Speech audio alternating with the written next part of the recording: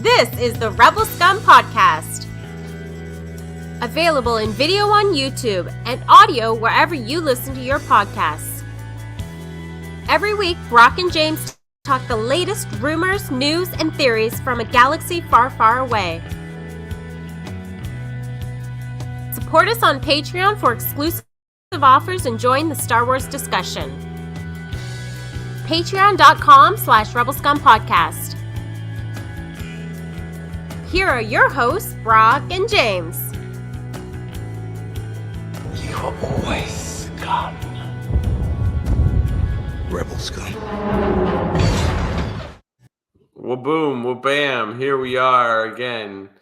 Here we go. Here I go again. What's our weakness? Star Wars. I'm Brock. This is James. And this is the Rebel This is the Rebel Scum Podcast, episode 308. Boom! Heidi Feather in the chat, executive producer Heidi, saying, see, Chance didn't bring fake news. Who is Chance? Do you know what that means? Oh, right. Yeah. You have to watch your videos with Mr. Andrew Fantasia. They did them over the Christmas holidays. There's a couple, never tell me the odds. They are great. By the way, Patreon, can I jump in here for a second and say something? Patreon, Andrew Fantasia is working on a segment for Patreon. It'll be available for everybody, but it's mostly for Patreon right now. Sorry, I forgot to put tags on this video. Anyway, he's working on it. He told me what it was, Brock. It's very exciting. So Patreon, be very excited for the future of Andrew Fantasia, who is still not going to be canon after what he does, but it's kind of cool. I'll let him tell you. He's working on an announcement video for it, so I'll let him do that. And also, Brock, we're going to be working on some Patreon contests as well to win some cool swag, such as a t-shirt that says James on it with a picture of James Gunn. Yeah. That's not real. If you think that's not real, I'm sorry, I lied. It'd be awesome if there was another famous person named Brock, and it'd be like Brock and James, and those two people on the show. Well, isn't there the San Francisco 49ers quarterback, Brock Purdy, right? Sure. Oh, I know who's famous. The gym leader, Brock, from Pokemon. So there you go.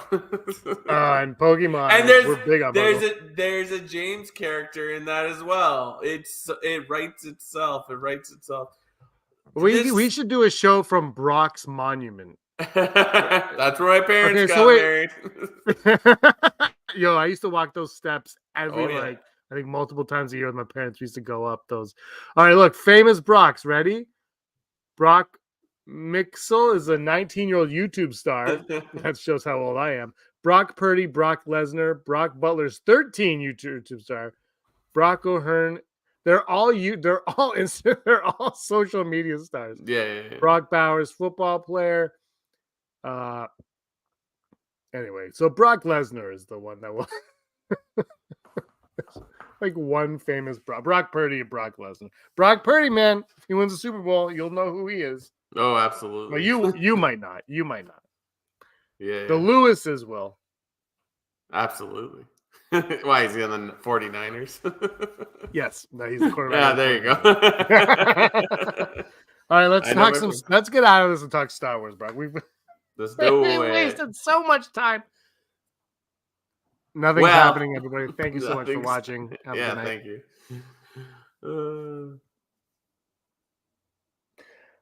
Okay, so yesterday, or I'll say yesterday, but it was January 16th. Bespin Bulletin, who I got a lot of flack for this, but I find Bespin Bulletin, I don't know if you follow it all, but Bespin Bulletin really seems to get a lot of scoops. And I believe they scour the interwebs to find the scoops. They don't actually get the scoops. Whatever, I could be wrong. Anyway, scoop came out that they heard, and in their article actually said that it was kind of, the source was, hit or miss. They weren't really sure, but they kind of lined up with other things that they heard from other sources, that the Rey movie would be delayed indefinitely. It was being indefinitely delayed because Stephen Knight, the new writer, can't get a script that Disney or whoever is not a fan of. I saw that and I was like, "There's no." It was just kind of like no kidding. Like it's just like sure, why wouldn't that be the case, right? And then like an hour or two later, Gizmodo was like, "No, this is wrong. We have a source from Lucasfilm who's saying that this is all true." And then Bespin Bulletin was like, "Hey, they to their credit, they put up another one. They're like this, they're refuting what we're saying. It could still be happening." And I'm looking at all this, and you don't go on the X like I do. I'm just gonna call it X because it's way cool. But I go on, and people are idiots there. And like they jump on one, and then like this is hard, and the other one's not. And my feeling on this, Brock, is the movie is. I think this movie is going to happen 100%. I don't think there's. I don't think there's a chance it's not going to happen. That being said, I don't know if the director attached is going to be the director who does it. I don't know if the writer attached is going to be the writer who does it. The only thing I know for sure is that Daisy Ridley will be back as Rey in a Star Wars movie, and I don't know when. I feel like there's too much riding on this movie. Like the James Mangold one could fizzle away and just never be spoken about again, and no one would care. You know what I mean? Like people be like, "Oh yeah, wasn't James Mangold doing that?" "Oh, I think he still had the Ryan Johnson trilogy." "No, it's still happening." It's not. But like you wouldn't care. But the Rey one, because it's Rey, because Daisy Ridley is attached, she came out like the whole thing. I feel like it's going to happen. And in my opinion, Brock Lesnar, this is the easiest freaking Star Wars movie to make. You could just tell a story about someone rebuilding the Jedi Order, and you could do whatever you want with it. Like whatever you want. Rey can only be in one movie. They could be like, you know, Rey is going to be in half of this movie, and that's it. And no one would care because you got a clean slate on this one. You can do whatever you want. Nothing. Your hands aren't tied. Like the Mandalorian and Grogu movie, their hands are tied because we know what's coming here. We know it's like. I mean, look, their hands not tied, but it is. The Rey one is the one. To me, it should be the easiest one to get off the ground. Just figure out what the point of it is. There we go. Yeah, I mean, it's funny because it's like a writer leaving a project isn't unheard of. I mean, like, wasn't Ant-Man like penned by like 3 or 4 different people? Like it's just Edgar Wright did that first. Episode 7, Michael Arndt did episode 7. Yeah, like it's that was just done. Like that was done. Not a foreign idea, though. It is kind of wild when you think about it. It's just like the script writer leaves. He's a script writer. He was the writer of this movie, correct? Well, Damon Lindelof left. The Stephen Knight one, that was apparently debunked. He hasn't left. That's what. No, I know, but like I'm just going back to that rumor. Yes, like, he was the writer.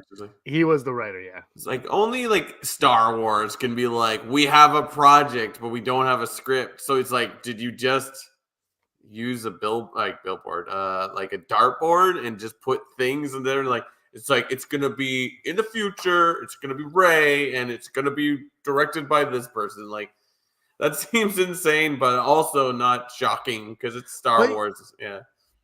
2 days before, a day or two before, and I don't think I sent this to you, there was an interview with Daisy Ridley, and they asked her about it, and she was like, "Oh man, yeah, that was cool, like being a celebration and coming out." And she said, this is what she said. I'm paraphrasing. I should have sent you this, but you know, that's not what I do. I sent you the negative. She said, that was all very last minute. Is what she said. She was invited to breakfast with Kathleen Kennedy. She went to breakfast thinking that she was just eating breakfast. And Kathleen Kennedy said, we want to do more movies. Right. And then she's like, and apparently she had to think about it. And then Kathleen Kennedy, this is the kicker. She had to think about it.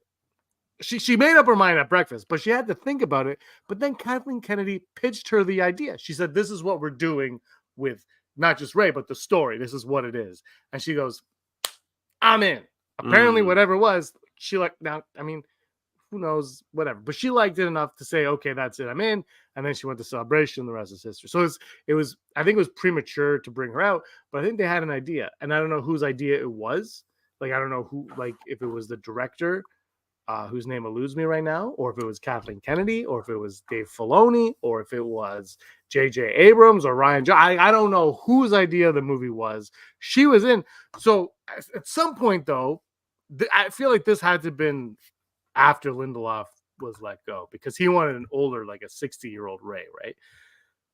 So they had the idea. So I still feel like they're so far behind on this project that even if the rumor of it being delayed was all false, as the new rumor is indicating, there's something going on where they're just not ready for this movie, and there's some kind of roadblock, and I don't know what it is, because it's the easiest thing to do. I don't know. It's kind of wild. Whatever. Like, it's just like nothing is real till we see a picture or a trailer. Like, I hate to keep bringing it back to that, but it's just like, that's a track record. I don't believe anything.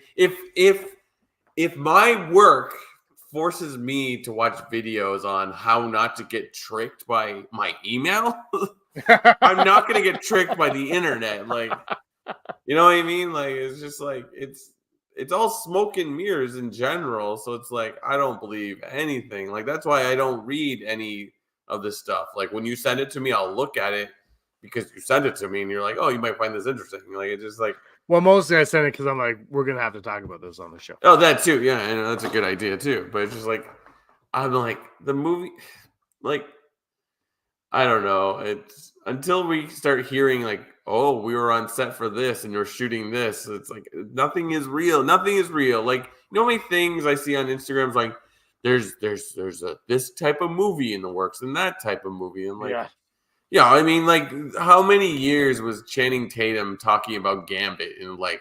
Well, you know, Tom Cruise was Iron Man in the 90s. I remember those rumors. I remember Tom Cruise was Iron Man for like 10 years.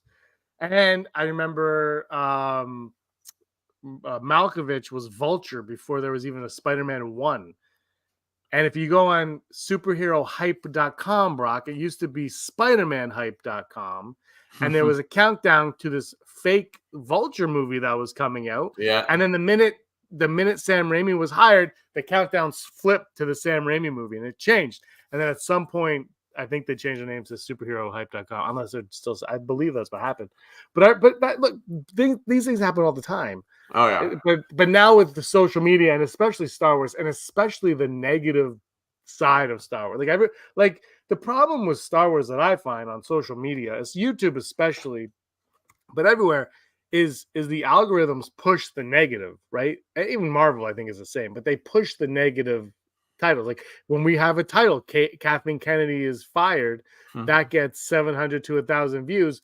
Or if we put down why the Disney Star Cruise ship was a disaster, that gets thousands of views. Yeah. But when we talk about, oh, what's great about Star Wars, 90 people watch. It's because the algorithm, for whatever reason, wants to push the negative towards everybody. And so yeah, whoever, if the first article was made up, it's because they knew that they would get clicks. And guess what happened? They got the clicks. I don't know. It's like, and it makes sense to like attempt that because like the director said what she said about being finally a female director. Like, it's like all of a sudden it's like, oh, I don't like this. This again, I mean, fans and movie lovers and anyone that ingests like this type of content have been doing this for years. But since the internet made them redo Sonic the Hedgehog, it's like, oh, we can make anything happen. It's like, wow, they did that with Ninja Turtles too. Yeah, that's true. And then Ninja Turtles didn't work out. I think Ninja Turtles is the opposite. Sonic was a success. Ninja Turtles is the failure no one talks about because they shoehorned a different Shredder in that movie, and they should have just left Shredder to be William Fichtner. Like, clearly that's who it was. And then they changed it, and you're like, why is there just this guy in a shadowy closet throughout the movie? Yeah. Right? Like, I don't know. It's just like I don't know. I would like Star Wars news, and also like I don't hate the idea of like people leaving or joining or whatever. It's just interesting. It's like, oh, ooh. I mean, like if this movie gets made, maybe the story will be interesting down the line. It's like, oh, why did he leave? And if he left, then this allowed this person to come in and then made this amazing project. So it's like it all could be interesting down the road, or just all BS. Who knows?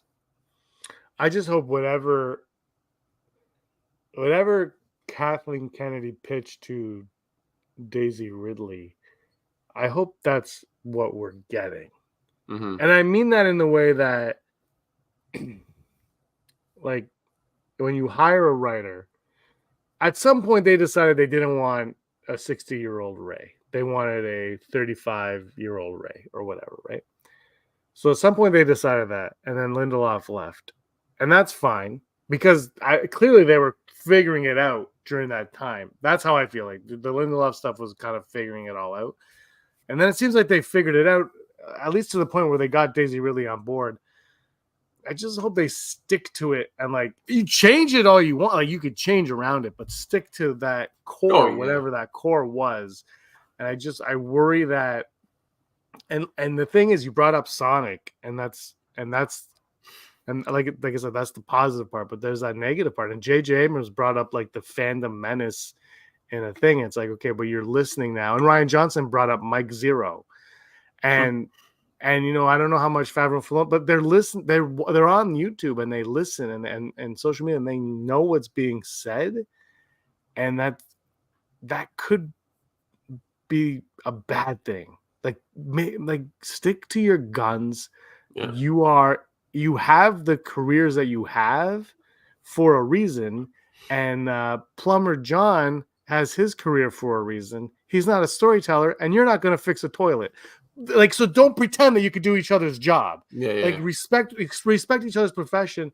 And like, maybe just when you're working on a Star Wars movie, Lucasfilm should give you your work phone, and it cannot access any social media at all. And just stay off of it and just make your damn movie. Because George Lucas didn't listen to anybody. The prequels, we got Jango Fett, and we got C3, we got, more 3PO and stuff, 3PO and the Droid Factory and stuff. We got those because of, I think, a lot of the backlash from the Phantom Menace. So we got less Jar Jar because of that.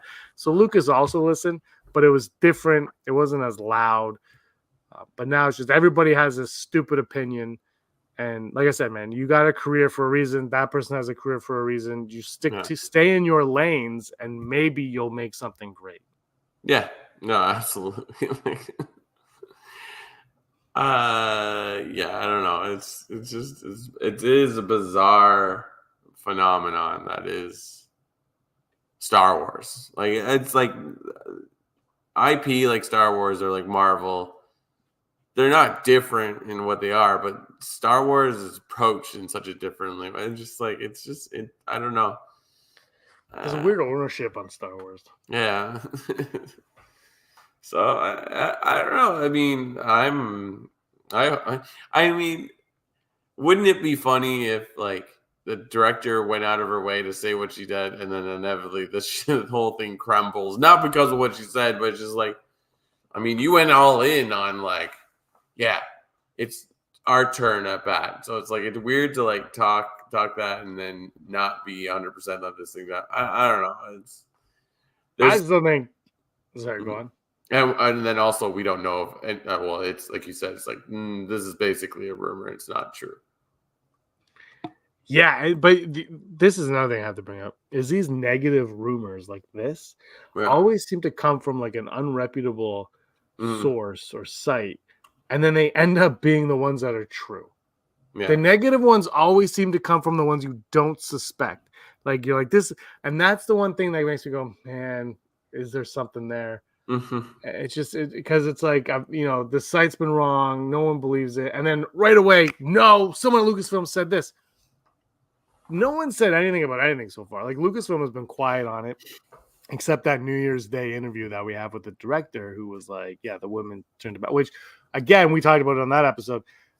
Lucasfilm PR needs to step in and be like, maybe don't lead with that. Like, just like, because there's a lot of good in that interview, but for some reason, that's what everyone's going to cling to. And you don't need that. You don't need that, the division at all. And when you say that, the thing is, whether you agree with it or not, there's still a division there. Like you are dividing everything. You're saying, this matters, and like you're putting that in, and then you're giving ammunition for the algorithms to do what they do. Just give me a Star Wars movie. Yeah, absolutely. Like, get to work. Let's go. No more interviews.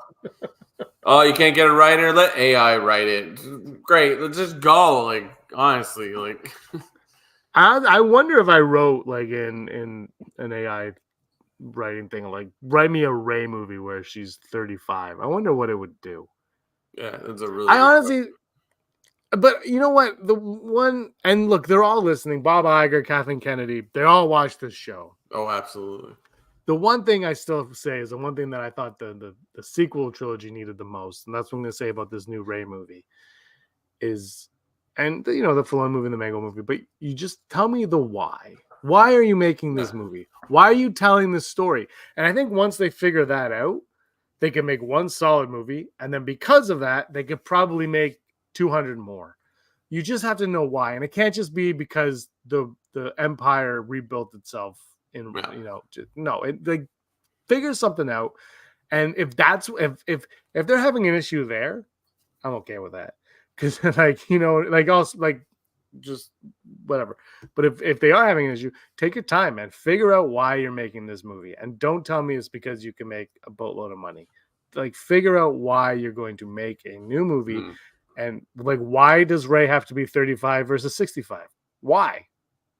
I mean, it doesn't really matter, but it does. Like, why? Yeah. Because, and the reason is because, and it can't just be because you want Daisy Ridley. It's because, and when you figure all these things out, then you can make a friggin' movie that we can finally go see in the friggin' theater during a friggin' snowstorm. Yeah, I'm just like, Zack Snyder pitched his idea to Star Wars. They said no, and before they could make another Star Wars movie, his movie got made. Or if you want to call it a movie, you call it like a massive episode of TV. But yeah. Well, I think that's a good point too, where it goes to show that one is whether you like Rebel. I haven't seen Rebel Moon or not. I chose to watch Spider-Man instead. I was really, Brock, I was debating, and I was actually gonna text you. I was going to be like, look, I have a chance to watch this or this right now. Do you mind if I just watch Spider-Man? Because I know we should talk about Rebel Moon, but I really wanted to watch Spider-Man. So I went with Spider-Man, and I think Spider-Man's a little bit longer. Did not regret that decision whatsoever. But like Rebel Moon, like whatever you think of Rebel Moon, whatever you think of Army of Darkness, we'll leave his DC stuff out of it.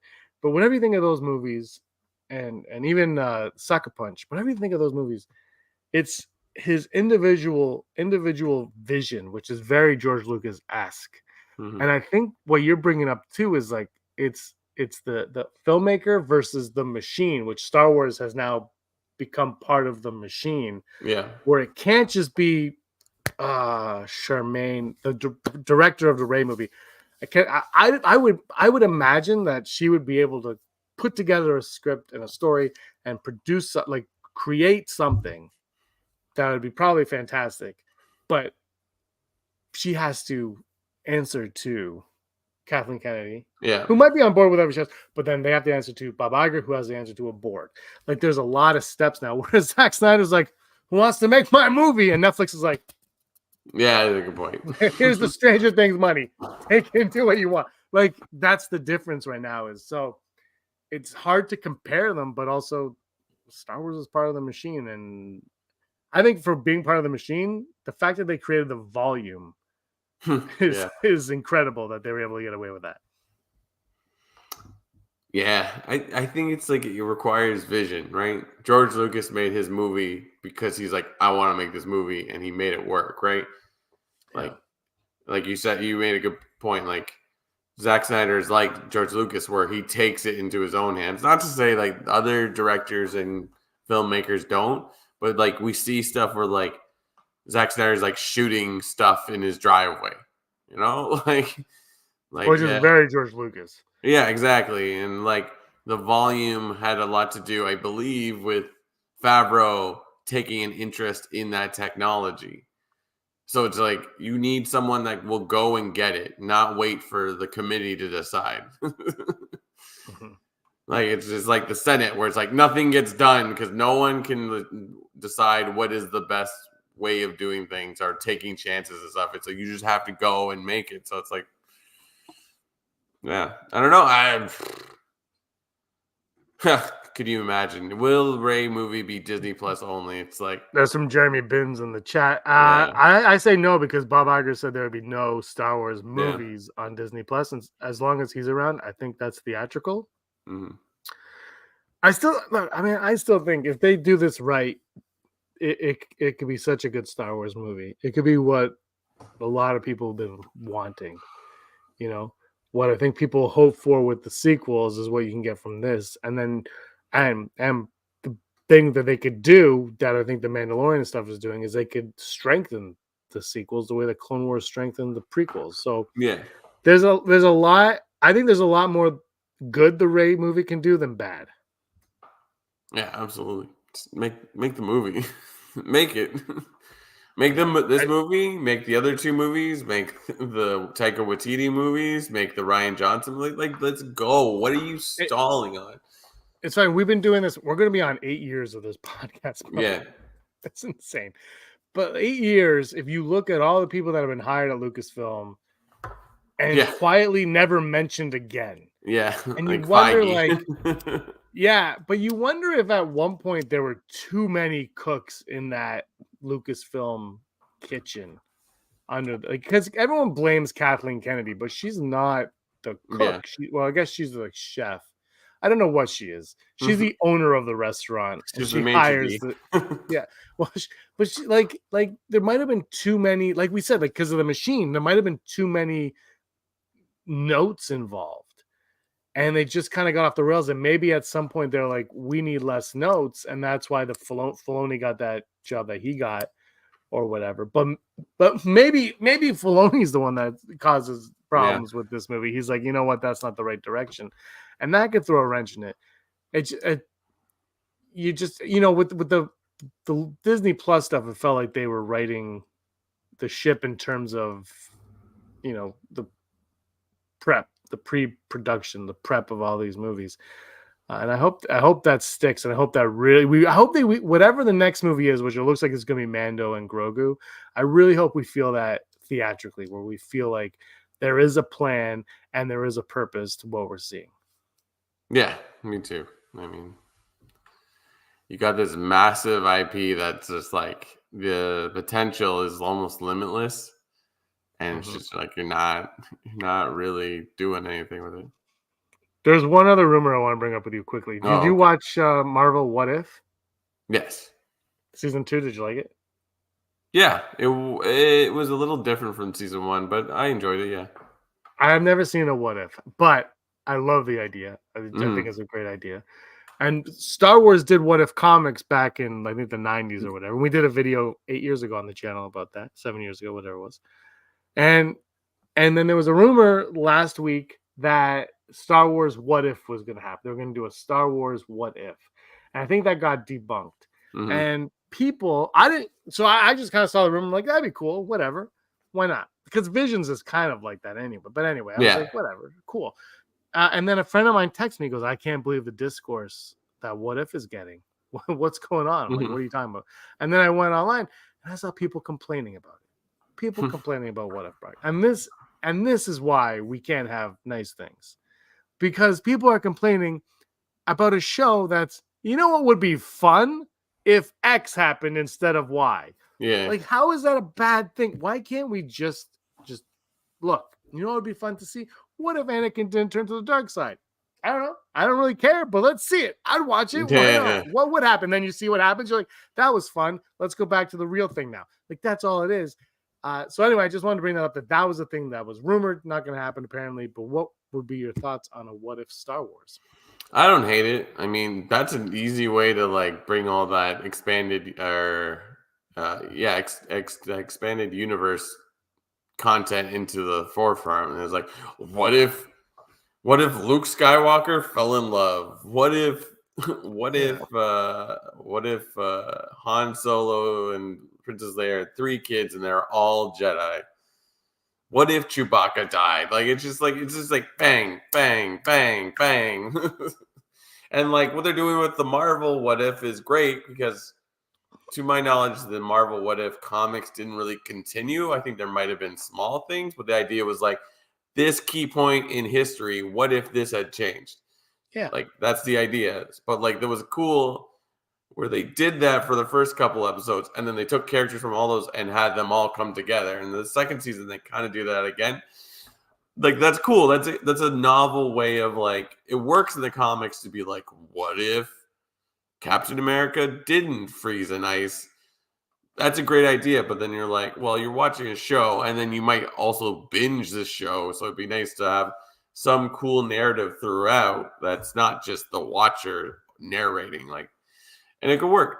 I agree. Like, I think Visions is more of like what a Star Wars What If would look like, because God, Lord knows that you can't mess with alternate realities in Star Wars. I think like with comics, the what if part of it was like, oh yeah, like this is not a foreign concept. Star Wars is just like what, like yeah, like the sacrilege almost of what if Anakin didn't turn to the dark side, to be like, oh, but then also they would love it too. Like that's the thing. It's like it's like I've heard people say it's like, what if Ahsoka went into the world between worlds and pulled Anakin out so he doesn't turn to the dark side? And I'm like, are you rewriting Darth Vader? Like yeah, that'd be interesting, but like that just like I don't think that's a Star Wars thing. I think like I don't know. Yeah, it would be kind of. I think you just do it and you don't worry about canon. You just do it for fun. You're like, this is a fun little BS thing that we did. Yeah. Enjoy it for what it is. We're never revisiting it. Enjoy it for what it is and move on.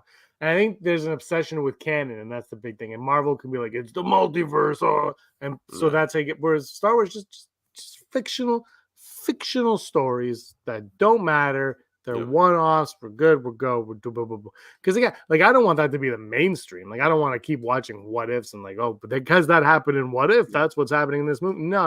Like a what if is just a separate thing. It's like getting Tales from Jabba's Palace and not a novelization form. You're just reading it for fun. That's all it is. That's a great book, though. What? What's a good book? Tales from Jabba's Palace. Oh yeah. Great book. Absolutely. All right, you want to do some blind rankings? Let's do it. Gonna need an intro for this. But with the Blagio on, I can't see anything. Yeah, there you go. So the way this works is I've got 5 choices for Brock to rank blindly. He doesn't even know what the topic is. I'm going to give him a topic, and I'm going to give him each individual choice, and he's going to have a ranking. And then at the end, he's going to say whether or not he's happy or if he wants to do a what-if version of a ranking. All right, here we go. Blind ranking today, Brock. It's pilots. Ooh. Pilots. Yeah, pilots. We'll start off with Rey Skywalker. Rey Skywalker. It's a big one to kick off the show with, but it is what it is. I'm going to go 3. 3? You know what's funny is I actually had the cursor on 3. And we're calling her Rey Skywalker just for Desi. Our next one, we're going to go Din Djarin. Din Djarin. Yeah. He's not really known for being a pilot, but he's also a great pilot if you watch the show. I'm going to take a chance and put Din Djarin at number 4. Number 4. So far, we've done this a few times, and you've been pretty happy with how it's going. Yeah. And like these results matter in the long run too. Hera Syndulla. Oh, see, like when you said pilot, I'm like, who would be my top 5? And I like names popped in my head, and Hera was definitely one. So I'm gonna again take a gamble, put Hera number 1. I don't think you're gonna be happy with your overall. Oh, probably. I think you're gonna have a few. Chewie. Oh, you bastard! But I'm gonna put him number 2 then, because like I have no other choice, right? Yeah, so no, you're gonna regret. You're gonna regret one. My number 5. Remember, what's my number 5? Number 5 is your boy. Bo Dameron.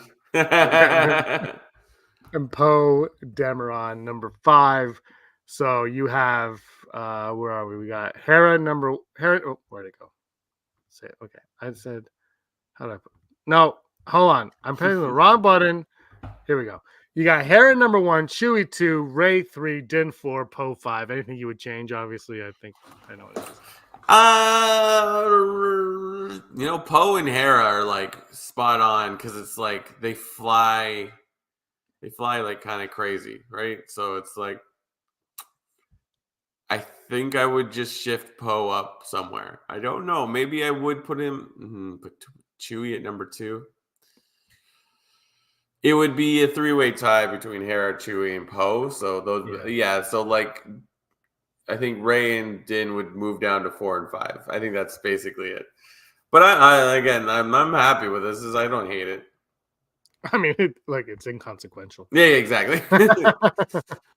But no, I'm happy with Hera being high up on the thing. Poe I think Hera. It's tough. You don't know what's coming, and you start off with Rey Skywalker. You got to think. I threw you for a loop on that one. Wedge was almost going to be one of your options. It's a fine list. Again, we'll never revisit it. So, it doesn't matter. All right, you want to go to the odds? Never tell me the odds. Ability of successfully navigating an asteroid field is approximately 3,720 to 1. Never tell me the odds.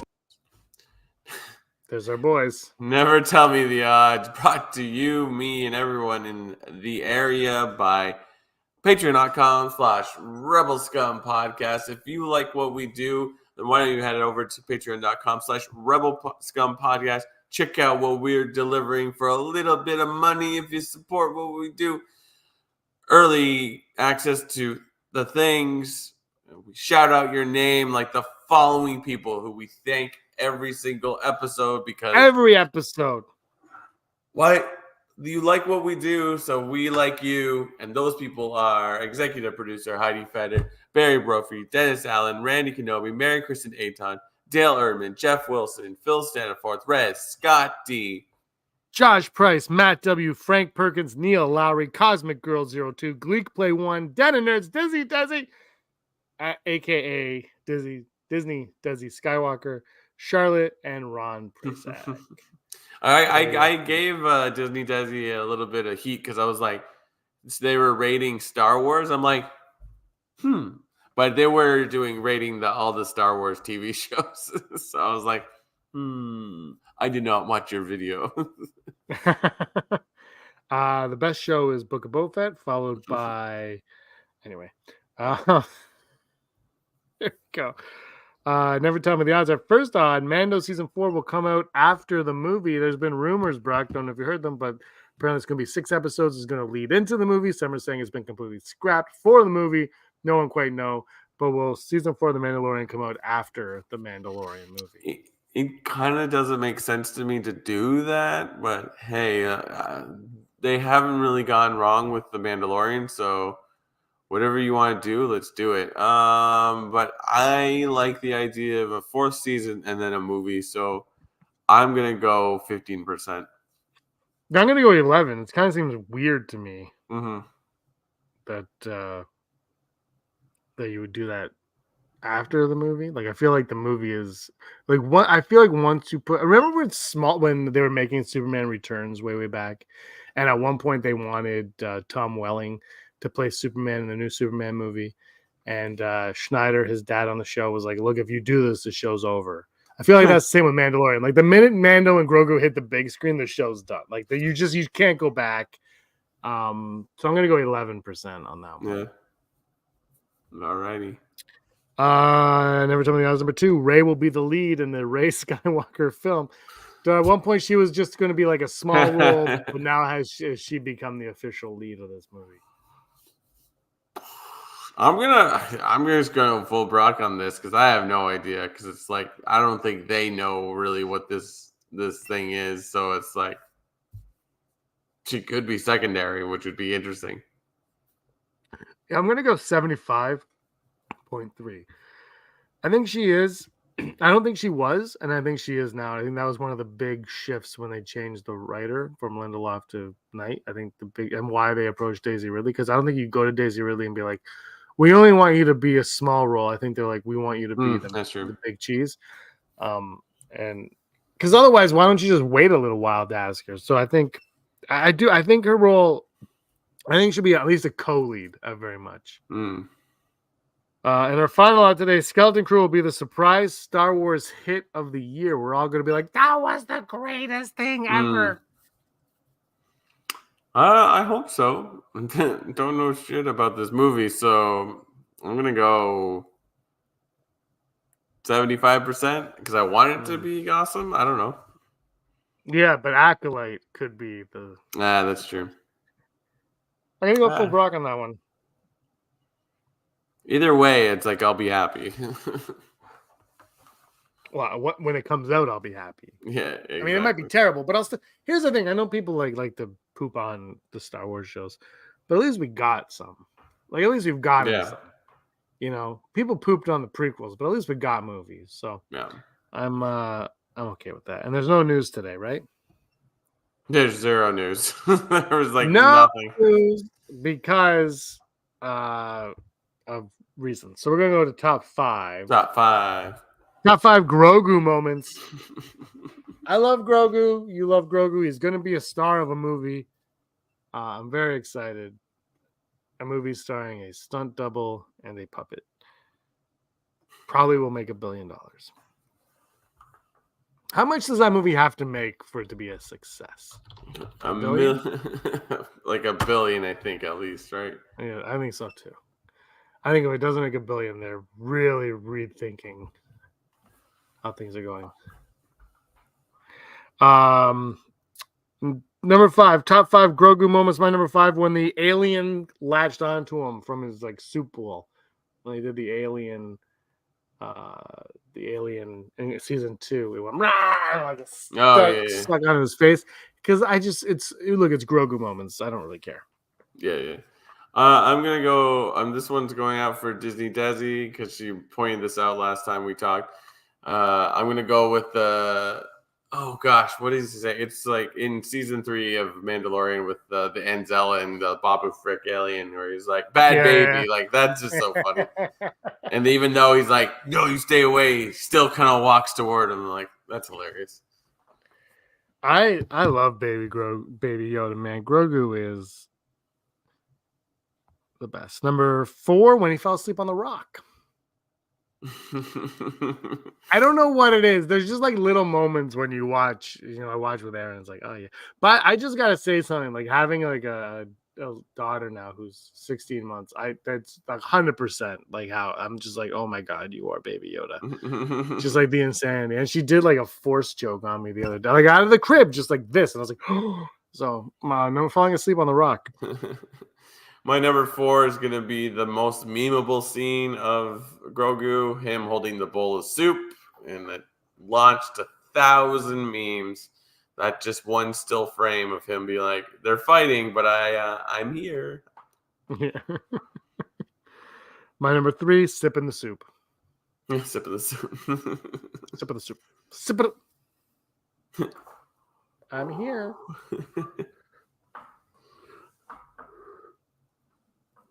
My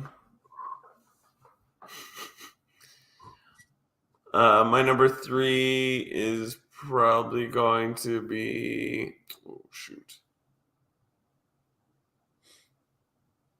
I'm trying to it's just like I don't want it to all be in one season. I can't help you. This is your list, so I'm gonna say it's kind of I like the scenes where Ahsoka and Grogu are like talking. It's like sort of how we get the name reveal of who he is. Yeah, so it's like the talking through the Force. I'm like, that's captured my imagination. I'm like, what is going on there? Can we hear that conversation? That'd be really cool. Yeah, great moment. My number 2 is his obsession with that metal ball. The obsession with the metal ball. Anything. My number 2 is like any scene with Grogu and Pelimoto. I think I could watch an episode where they just hang out for a day. When are we getting the Pelimoto spinoff? No, man. That would be great. Like, just like, not even like a full series, just like a little short every like 4 months of Pelimoto doing something. Yeah, they have it. They just when she's on set, just shoot something. Yeah, exactly. And my number one, season 1 finale, when he waves to Grieve Karga. Oh my god! Look, I'm the McFlys in Back to the Future. I was gonna say I like the scene in the last episode of season 1 where the scout troopers have him in a bag and then they punch the bag. They're like, Charles. That just seems like, I don't know. He's barely in the scene because he's in the pouch. I think my number one's gonna be when he has the little fight with the other youngling, like Mandalorian youngling, and they use like the darts, and he actually does something. Yeah. It's like he's a physical puppet, but like they still find a way to make it look interesting that this little character can do the stuff with the Force. So it's like, I like that. It's nice. I want to see the baby. Yeah. That's how I am, man. Every time that show's on, I'm like, where's Grogu? Yeah, exactly. Boba Fett cuts away for 2 episodes to focus on Grogu. Guess who's not upset about it? This guy right here. Because I came to watch Grogu, and that's what I'm getting every time. Those are our top 5. Let us know what your top 5 are in the comments. Yeah. 308 of these damn things. Wow. 308.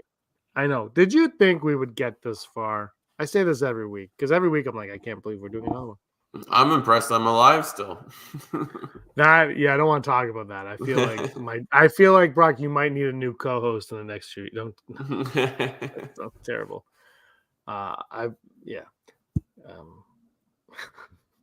Getting emotional.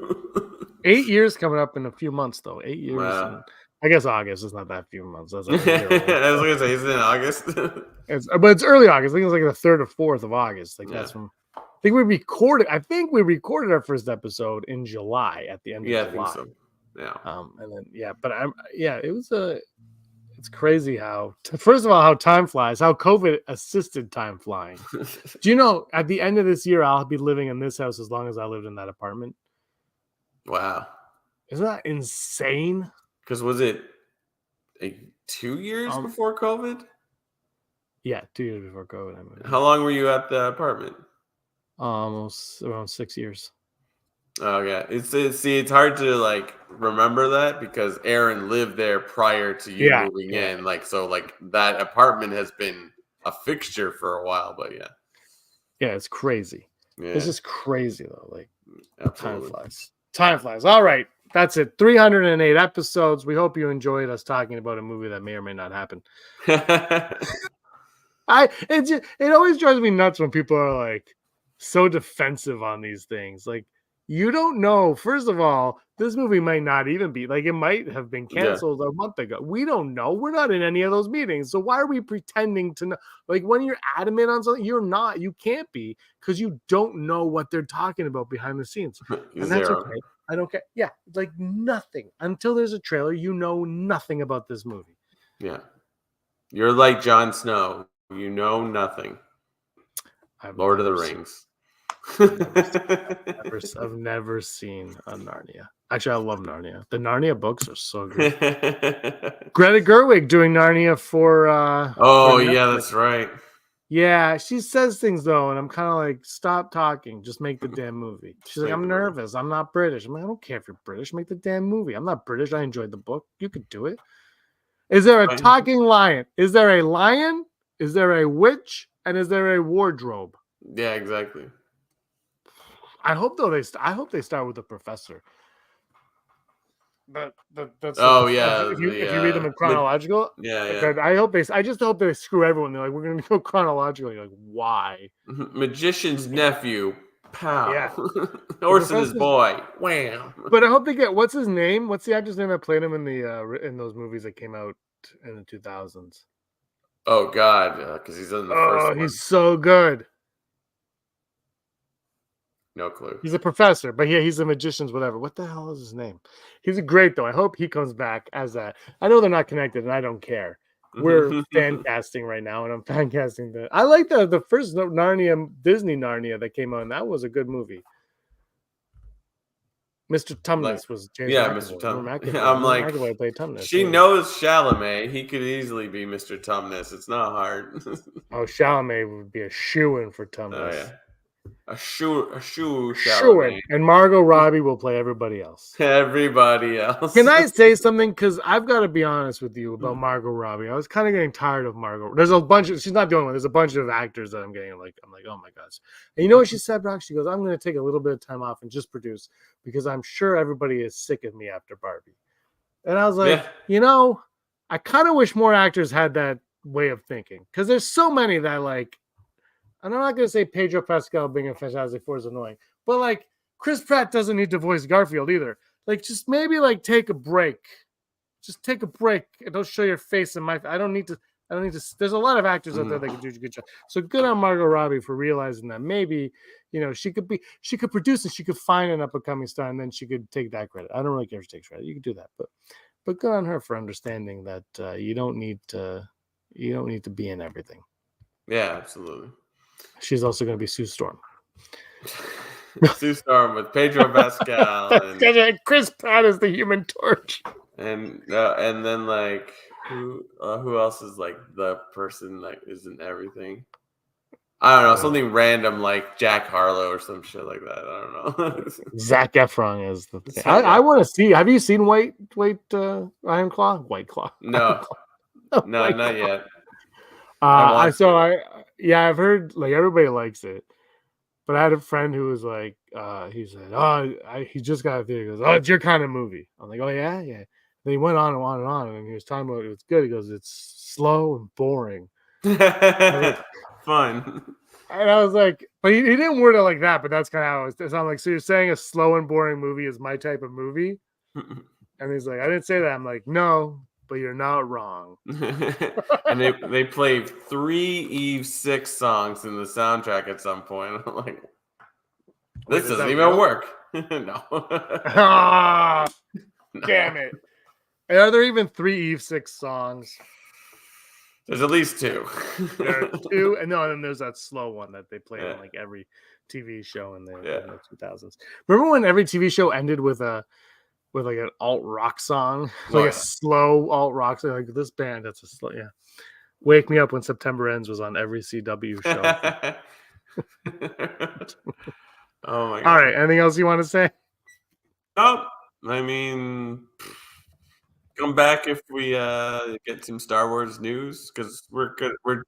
We're just desperate for Star Wars. So see you around.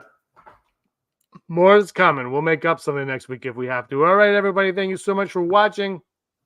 Brock, you were always scum. Rebel scum. Scumbags, thanks for watching. Don't forget to give us a thumbs up on our video. As always, please subscribe to our YouTube channel, Rebel Scum Podcast, for all the latest videos.